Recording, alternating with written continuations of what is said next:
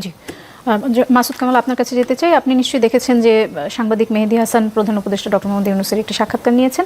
সেখানে ডক্টর ইউনূসকে তিনি জিজ্ঞেস করেছেন যে অভ্যুত্থানের পর নেপালের নেতা 6 মাসে নির্বাচনের কথা বললেন, তাহলে বাংলাদেশে কেন নির্বাচন হতে 18 মাস সময় লাগছে? এর উত্তরে প্রধান উপদেষ্টা বলেছেন যে আপনি বলেছেন মানুষ কেন এত শক্তি নিয়ে প্রশ্ন তুলছে, কিন্তু অনেকে বলছেন আপনারা 5 বছর বলছে 10 বছর থাকুন, 50 বছর থাকুন, সুতরাং মানুষ নানা ধরনের কথা বলে, তারা বলে নির্বাচনের দরকার কি, কার নির্বাচনের দরকার। আপনি এই বক্তব্যকে কিভাবে দেখেন? না, এই বক্তব্যটা আমি যতটুকু দেখেছি আর কি, আমি তো রিলে তো ওখানে কেটে কেটে দেয়, তো ওখানে যতটুকু আমি দেখলাম ওনার এই বক্তব্যটা টানাই ছিল। উনি ওখানে যেটা বলেছেন যে মানে দ্রুত, মেহেদী হাসান বলেছিল যে কিছু লোক বলছে আপনি তাড়াতাড়ি নির্বাচন আরো তাড়াতাড়ি কেন দিতে পারছেন, তখন আরো 6 মাস বাকি। কিছু লোক এটাও বলছে, কিছু লোক ওটাও বলছে, কিছু লোক ওটাও বলছে, এটা বলছে। এখন আমরা কোনটা শুনবো? যেটা আমাদের কাছে বেশি মনে হবে ওটা শুনবো, যেটা বেশি। এখন সমস্যা হলো ওইটাই, উনি কোনটা শুনবেন? দেখেন, একটা বদ্ধ ঘরের মধ্যে ধরেন আপনি এখানে বসে আছেন, আমরা 3 জন আপনার সঙ্গে কথা বলতেছি, আপনি কিন্তু আমাদের 3 জনের কথাই শুনবেন, কিন্তু বাইরে যে 30 জন লোক চিৎকার করছে এটা কিন্তু আপনার কান পর্যন্ত আসবে না, কারণ ঘরটা সাউন্ড প্রুফ।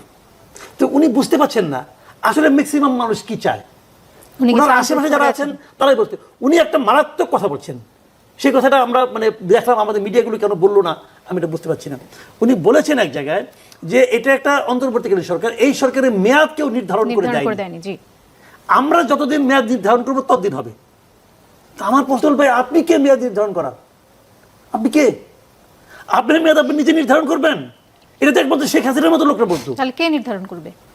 কে নির্ধারণ? জনগণ নির্ধারণ করবে। উনি এই কথা বলবেনই না, শুনেন, উনি এই কথা বলবেনই না, এই কথা উনি বলতেই পারেন না যে আমি নির্ধারণ করবো আমার মেয়াদ কতদিন হবে, এটা উনি বলতেই পারেন না। তাও কি উনি তো বলছেন যে ওনাকে 1 বছর 2 মাসের মাথায় এসে বসানো হয়েছে, তাহলে তো কিছুটা এজেন্সি ওনার। আচ্ছা, যদি উনি বলেই থাকেন যে স্টুডেন্টরা ওনার পাশে আছে, কোন স্টুডেন্টরা? মানে এনসিপির এই স্টুডেন্টরা, এই স্টুডেন্টরা যে বাংলাদেশে মানুষের প্রতিনিধিত্ব করে না, এটা তো ডাকসু ইলেকশনে প্রমাণিত হয়ে গেছে। যেদিন ডাকসু ইলেকশন হয়ে গেল, রেজাল্ট বেরোর পর ডাকসু ইলেকশন অনুযায়ী কি বাংলাদেশের মানুষের প্রতিনিধিত্ব করে জামায়াত? কে? আমি তা বলছি না। উনি যদি ওটা বলেন, যদি এনসিপি প্রতিনিধিত্ব না করে, যদি এনসিপি প্রতিনিধিত্ব করে, যদি এনসিপি প্রতিনিধিত্ব করে, জামায়াত প্রতিনিধিত্ব না, আমি এটা বিকল্প এটা না, এই না যে এটা আমি বলছি যে উনি যদি বলে কেন যে এনসিপি ওনাকে বসিয়েছে, এনসিপির ছাত্ররা ওনাকে বসিয়েছে, সেই ছাত্রদের অবস্থান পুরো জাতির কাছে কোথায়? সেটা তো ডাকসু নির্বাচন, জাহাঙ্গীরনগর নির্বাচনে প্রমাণ হয়ে গেছে যে আসলে এদের সঙ্গে কেউ নাই। তখন যেটা হয়েছিল যে তারা এমন একজন ব্যক্তি, যেমন ডক্টর ইউনূস যখন ক্ষমতায় আসলো, ওনার প্রতি আমারও প্রচন্ড আস্থা ছিল, আমি মনে করতাম যে উনি একটা ভালো মানুষ, ভালো কিছু করতে পারবেন, বুদ্ধিমান মানুষ। কিন্তু যেদিন উনি প্রথম ওনার ক্যাবিনেট ঘোষণা করলেন সে নিয়ে, ওই সময় আমি হতাশ হয়ে গেছি যে ওই লোকগুলিকে আমি চিনি, এই লোকগুলিতে উনি কিছু করতে পারবেন না। তখন আমার ওনার প্রতি ভরসা ছিল যে উনি হয়তো এই 1-2 মাসের মধ্যে কিছু লোক সাফল করবেন, চেঞ্জ করবেন, যোগ্য লোকগুলিকে নিয়ে আসবেন। তো উনি তা করলেন না, উনি এটাকে একটা মানে খেলা মনে করলেন। মানে এরকম নন সিরিয়াস গভর্নমেন্ট আমি আমার জীবনে কোথাও দেখিও নাই, শুনিও নাই। উনি মনে করেন খেলা। একজন চিফ অ্যাডভাইজার মানে প্রধান নির্বাহী, উনি একটা ইন্টারভিউতে বলতেছেন যে আমরা তো এই জগতের লোক না, দেখি কি করতে পারি। ভাই, এটা কি ট্রায়াল অ্যান্ড এররের বেসিসে কি আপনি দেশ চালাবেন? এটা কি হয়? আপনি বিমানে উঠছেন, উঠানে বিমান ভর্তি যাত্রী, আপনি বলেন কোনো সমস্যা নাই, আমি কখনো চালাই নাই, কিন্তু আমার আন্তরিকতা আছে, দেখি কি হয়। হবে ওই বিমানে আপনি উঠবেন? এটা হইল রে ভাই, এটা কোনো সেন্সিবল স্টেটমেন্ট হয়? উনি তো বলেছেন, এবং তারপরে যখন বলছে আপনার অন্য যারা আছে তারা ভুল করে না, ওই তারা তো করবে, আমি তো কিছু জানি না। ওই বিমানে আমি উঠবো কামাল, কিন্তু যদি আমি ওই বিমানে থাকি আর মাঝপথে যদি সেখানে পাইলট কোনো কারণে মৃত্যুবরণ করেছেন, অজ্ঞান হয়ে গেছেন, কিছু একটা করেছেন এবং গিয়ে কারোর দায়িত্ব নিতে হয়েছে, তখন যদি সে বলে যে আমি চেষ্টা করব, তাহলে তো তখন যখন দেখবেন যে বলে আমার ফাইন, খুব ভালো কথা বলছেন, আপনার যাত্রীদের মাঝখানে একজন যাবে ওখানে। এখন একজন বলতেছে আমি এটা জীবনে চালাই নাই, জীবনে জানি না, আমারে চান্স দেন, আপনি দিবেন তাকে চান্স? উনি তো চান্স চাননি, ওনাকে তো বসাইছে, যারা বসাইছে তারা ভুল করছে, প্রমাণিত। এবং তাদের কোনো গ্রহণযোগ্যতা নেই। আন্দোলনটা করছে দেশের জনগণ, কথা ভাই পরিষ্কার, আন্দোলন করছে দেশের জনগণ।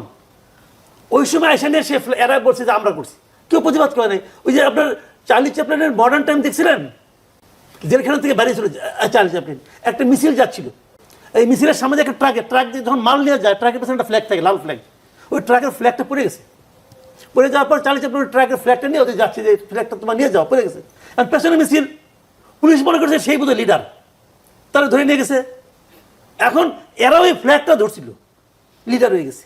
উপদেষ্টা বলেছেন যে আওয়ামী লীগকে সরকার নিষিদ্ধ করেনি, স্থগিত করা হয়নি নিবন্ধন, তাই যে কোনো সময় দলটির কার্যক্রম আবার সচল হতে পারে। আপাতত নির্বাচনে প্রতিদ্বন্দ্বিতা আওয়ামী লীগ করতে পারবে না, এটি পরিষ্কার করেছেন তিনি। এইটাও করে নাই।